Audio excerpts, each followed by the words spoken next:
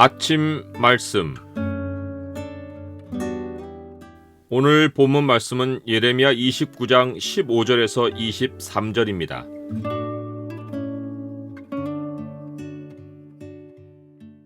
오늘 본문을 경고의 창으로 보면 누구도 은밀히 죄를 지을 수 없는 이유가 무엇인지가 보입니다. 경고의 창을 보여주는 구절은 29장 23절입니다. 이는 그들이 이스라엘 중에서 어리석게 행하여 그 이웃의 아내와 간음하며 내가 그들에게 명령하지 아니한 거짓을 내 이름으로 말함이라. 나는 알고 있는 자로서 증인이니라. 여호와의 말씀이니라 하시니라.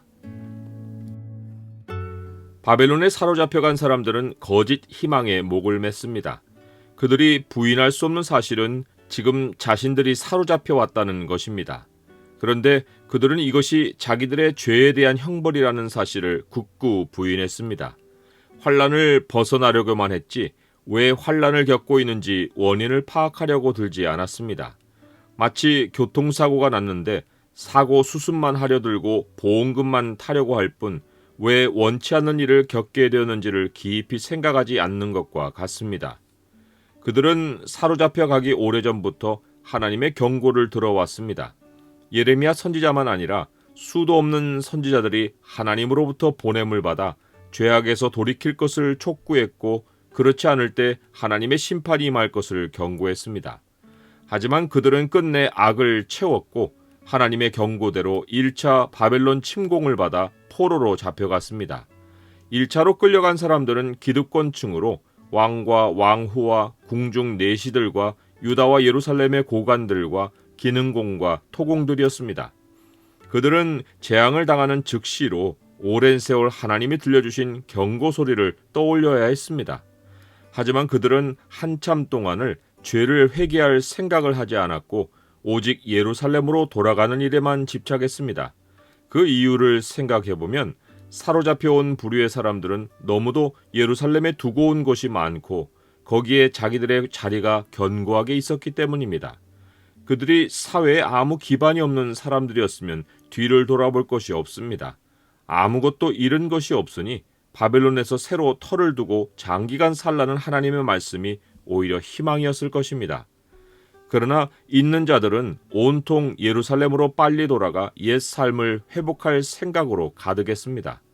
예레미야가 그들에게 편지를 보내 바벨론에서 70년을 살 테니 거기서 삶을 일구면 미래와 희망이 있다고 말한 것은 그들에게 저주였습니다.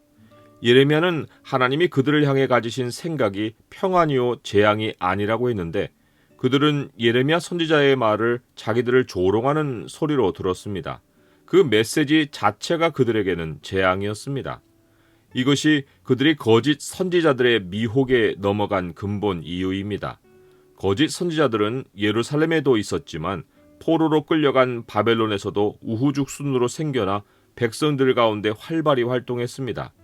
사람들은 자기들에게 편지를 보낸 예레미야에게 반박하며 말하기를 여호와께서 우리를 위하여 바벨론에서 선지자들을 일으켰느니라 라고 했습니다. 거짓 선지자들은 자기들의 권위를 입증해 보일 필요가 없었습니다.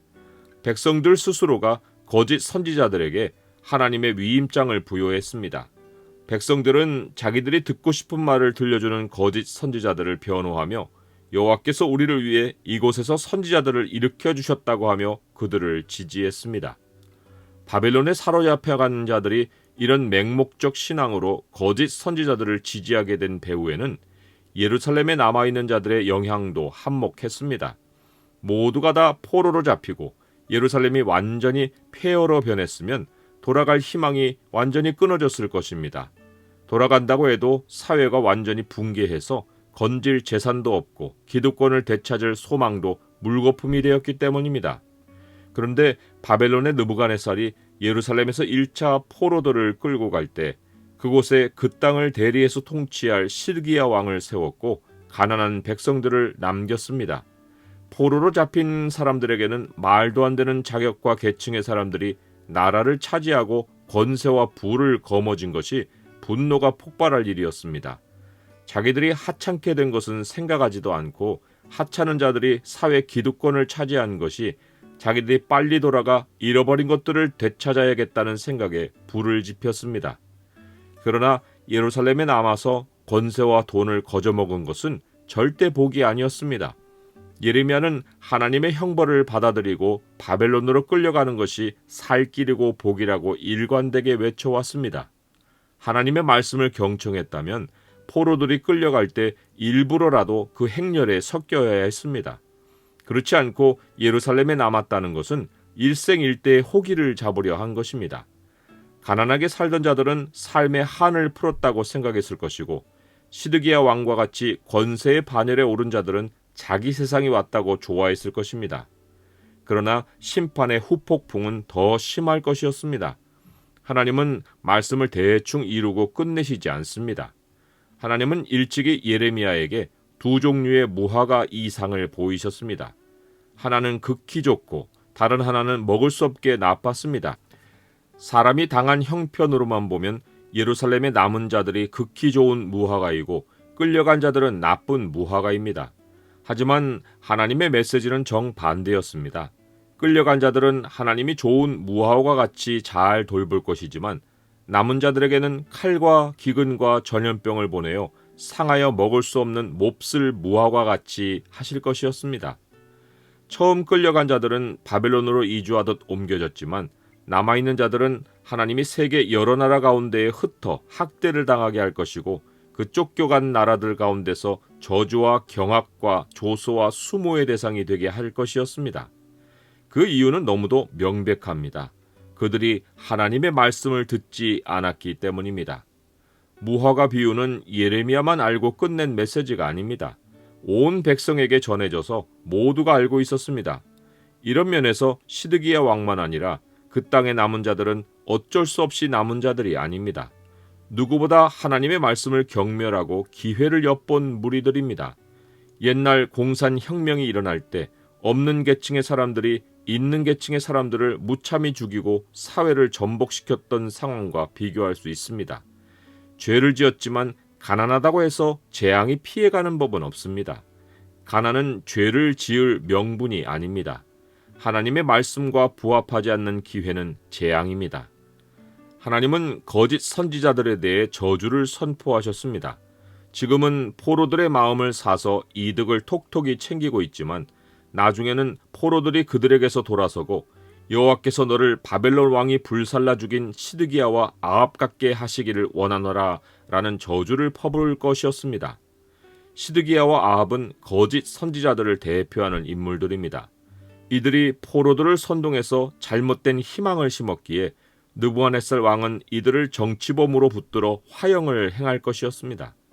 이 일을 배후에서 주도하신 분은 하나님이십니다.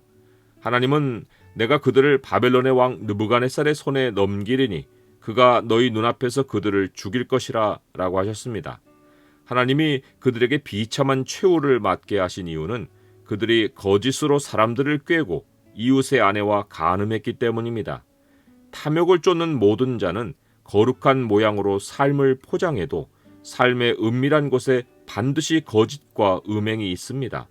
거룩함을 빙자한 죄는 하나님이 직접 무섭게 심판하십니다. 하나님이 그들의 형벌을 예고하며 하신 두려운 말씀이 나는 알고 있는 자로서 증인이니라 입니다. 하나님은 알지 못하여 증인이 되지 못할 일을 행하지 않으십니다. 하나님은 알고 계신 일에 상을 주시고 알고 계신 일에 형벌을 내리십니다. 하나님의 불꽃 같은 눈동자는 감춘 것을 살펴 숨은 것을 백주에 드러내십니다. 죄는 반드시 하나님의 심판에 직면합니다. 죄로 인해 하나님의 징계를 당하는 것은 오히려 하나님의 사랑을 경험하는 것입니다. 징계를 피하려고 죄를 감추는 것은 하나님의 진노를 만납니다.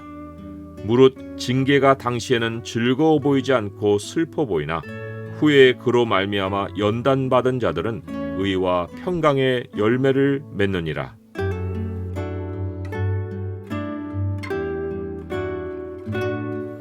주님, 원치 않는 일이 생길 때 죄를 돌아보게 하옵소서. 주님이 모든 일을 알고 계시는 증인이심을 기억하게 하옵소서. 죄를 깨닫게 하실 때 즉시 회개하게 도와주옵소서. 주님 손에서 저의 모난 부분이 깎여 다듬어지게 하옵소서. 예수 그리스도 이름으로 기도드립니다. 아멘.